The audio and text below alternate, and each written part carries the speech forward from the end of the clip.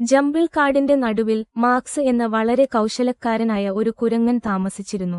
Max രണ്ട് കാര്യങ്ങൾക്ക് പ്രശസ്തനായിരുന്നു: അവന്റെ വന്യമായ നൃത്തച്ചുവടുകളും വാഴപ്പഴങ്ങളോടുള്ള അവന്റെ അനിയന്ത്രിതമായ സ്നേഹവും. ഒരു വെയിൽ നിറഞ്ഞ പ്രഭാതത്തിൽ മാക്സ് ഉണർന്നപ്പോൾ അവന്റെ വാഴപ്പഴ ശേഖരം കാണാനില്ല. ആരാണ് എന്റെ വാഴപ്പഴം മോഷ്ടിച്ചത്? ഒരു സോപ്പ് ഓപ്പറയിലെന്ന പോലെ മാക്സ് നാടകീയമായി തലയിൽ പിടിച്ചുകൊണ്ട് കരഞ്ഞു. യഥാർത്ഥത്തിൽ അത് ഒരു സോക്കായിരുന്നു.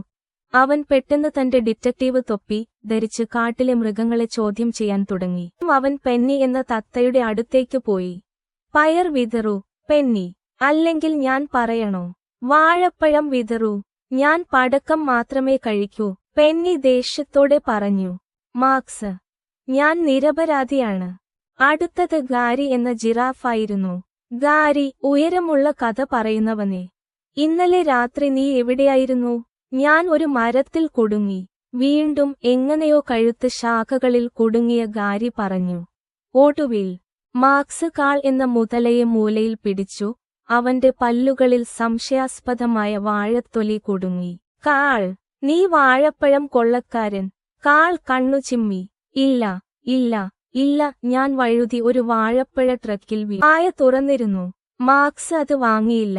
പക്ഷെ അയാൾ പ്രതികരിക്കുന്നതിന് മുമ്പ് മരങ്ങളുടെ മുകളിൽ നിന്ന് ഒരു വലിയ ശബ്ദമുണ്ടായി. ഒരു വാഴപ്പഴം വാരിൽ മുകളിൽ നിന്ന് വീണു. ഒരു ചെറിയ അണ്ണാൻ തല പുറത്തേക്ക് തള്ളി. അയ്യോ, ഞാൻ വാഴപ്പഴം സ്മൂത്തികൾ ഉണ്ടാക്കുകയായിരുന്നു. കുറച്ച് കടം വാങ്ങി. ഒന്ന് വേണോ? മാക്സ് പുഞ്ചിരിച്ചു. നിങ്ങൾ ഒരു വൈക്കോൽ തൊപ്പി എറിഞ്ഞ് അതിനെ സ്മൂത്തി ഹീസ്റ്റ് എന്ന് വിളിച്ചാൽ മാത്രം മതി. അന്നുമുതൽ ജംബിൾ ജംഗിളിലെ മൃഗങ്ങൾ പ്രതിമാസ ബനാന സ്മൂത്തി പാർട്ടി നടത്തി. മാക്സ് ആതിഥേയനായി. കാൾ ബൗൺസറായി. ഇപ്പോഴും അവന്റെ പല്ലിൽ വാഴപ്പഴമുണ്ട്.